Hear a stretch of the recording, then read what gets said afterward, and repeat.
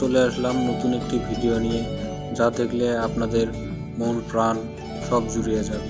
তো চলুন আর দেরি না করে আমরা চলে যাই সেই প্রাণ জুড়ানো মন্দির দর্শনে। আজ আমি আপনাদেরকে দেখানোর চেষ্টা করব দিনাজপুরের সেই বিখ্যাত কান্তজিউ মন্দির ও রাসমেলা। দিনাজপুরের ঐতিহ্যবাহী কান্তজিউ মন্দির বা কান্তানগর মন্দির। মন্দিরটি বাংলাদেশের অন্যতম শ্রেষ্ঠ স্থাপত্য, যা কিনা 18 শতকে নির্মিত এই নবরত্ন মন্দির।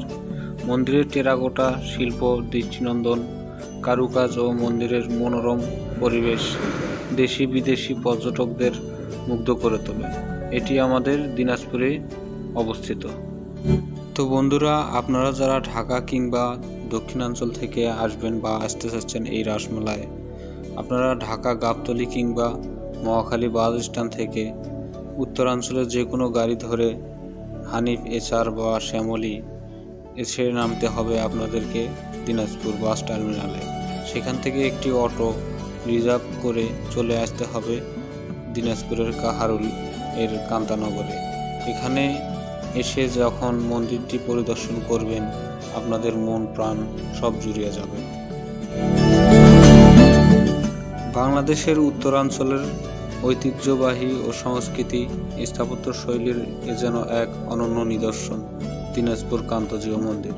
নবরত্ন শৈলীর এই মনোরম টেরাকোটা মন্দিরটি শুধু একটি ধর্মীয় উপাসনালয় নয়, বরং বাংলাদেশের ঐতিহ্যবাহী শিল্প সংস্কৃতির এক মহামূল্যবান সম্পদ। মন্দিরটির নির্মাণ কাজ শুরু হয় মহারাজা জগৎ নারায়ণের আমলে। মহারাজা প্রাণনাথ ও তার পুত্র মহারাজা রামনাথের সময়কালে 18 শতকের শুরুতে মন্দিরটি নির্মাণ কাজ শুরু করেন। এটি সম্পূর্ণ কাজ হতে প্রায় 25 বছর সময় লেগেছিল।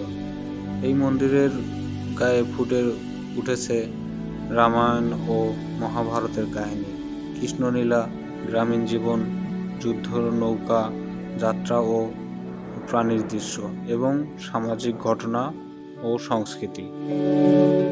ইটের তৈরি প্রতিটি দেওয়ালে রয়েছে অত্যন্ত কারুকাজ, যা দিনাজপুরের শিল্প ঐতিহ্যের অসাধারণ উদাহরণ।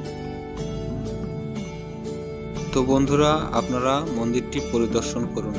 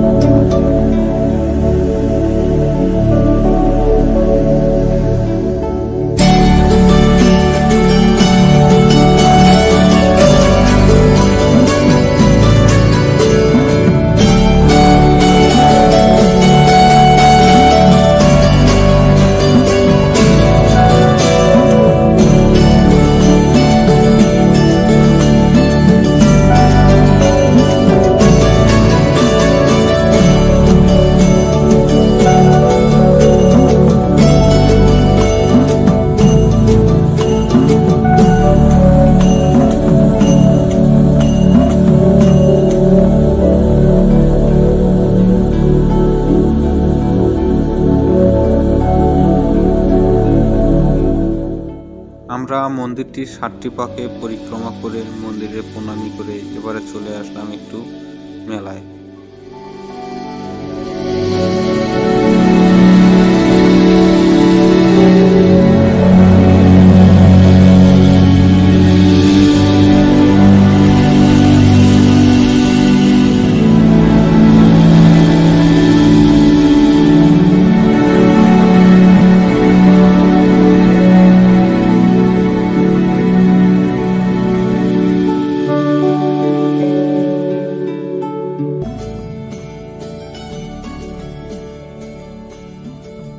বন্ধুরা, আপনারা চাইলে এই মেলায় বউ থেকে শুরু করে বই পর্যন্ত নিতে পারবেন।